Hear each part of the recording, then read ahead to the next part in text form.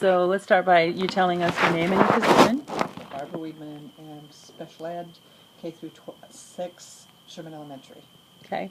And so you've worked in special ed a number of years in the district, more than I've been here. 20 years. Okay. So I was an assistant before that, and then I became a teacher, and I've been doing that. And then I also worked in Gillum County for a year. I was at Arlington. So the topic is the professional learning community that we have now with speech, language, and special ed people. And you've kind of watched it evolve and change. And this current model has kind of been tweaked a little bit since probably the last 6 years or something. So just tell me your impressions of it. I know, first of all, I wasn't involved in it, and it kind of left me, because special ed's kind of a isolating position anyway, and I always felt that I needed the support that the group offered, and so I do enjoy the support that we get from not just, and now that I work with Sharon so closely, that's been a good professional teaming pair, but also what we have here and all of us in a learning environment, so I do enjoy it. So what kinds of things do you get from the monthly meetings? Well, just we get professional development on different new things, and now it's lately this last year too, was new with the iPads, so we've been learning different things and the apps and how to use them. Before it's been on C's, and that's our how we keep track of our kids and our IEPs. That's, you know, if something new comes up, we learn about that, or if this year we've been giving talks about, I did dyslexia to the group last time, I guess it was, and so each one of us have had something to present and what we know, and so and the camaraderie that we have among all of us and is nice. So has it affected your practice as a teacher?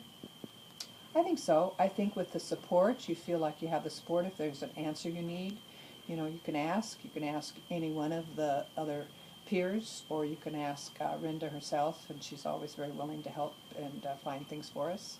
And you're one of the few people in the region who has a special licensure in testing for dyslexia and also extended assessments? Yes. So do you go to other schools in our region that aren't your bosses, you know, other districts? I've done ESD, North Central ESD. I've done the 3 counties and done some testing there, and not with extended assessment, because Wasco County would be the only place that would be close, and they have their own. So, but I am qualified to do that. So people share their skills and their licensures.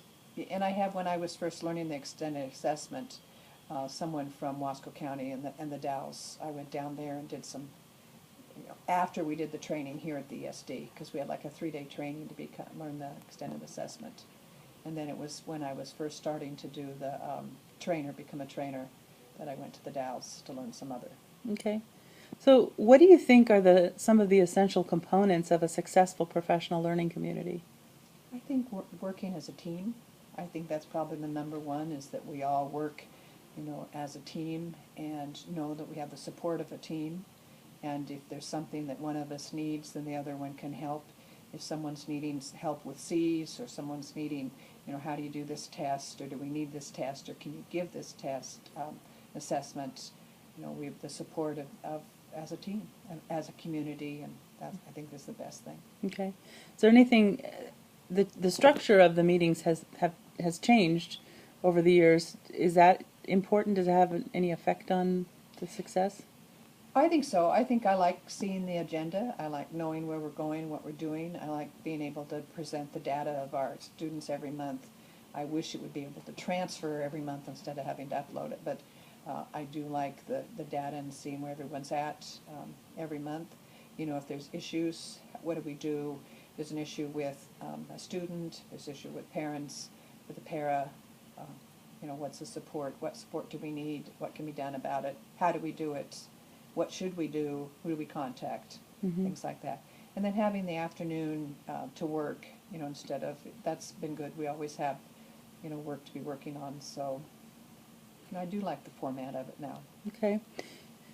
If you were trying to convince an administrator that only had one special ed person in their district, the value of going to a PLC once a month, when the administrator might think, well, you know, you don't really work with these people daily and you have a lot of work here to do. What would you say to that administrator to convince them of the value of a PLC? I think the biggest thing is the support that we get from being isolated as a specialist. It gives us the support we need, so that's really important in all the areas. Also, the time to be able to, I mean, we continue to work in the afternoon and work on projects and things we have, if we have an IEP or we have service tracker. So it's a working session also. And what would you say to someone who was in a situation where they didn't have a PLC, didn't know how to get connected with the PLC, but they felt isolated in their work, whether they were a specialist or a regular ed teacher? Well, they could come and view what we do and see the process we do this. That'd probably be the best thing, is to come and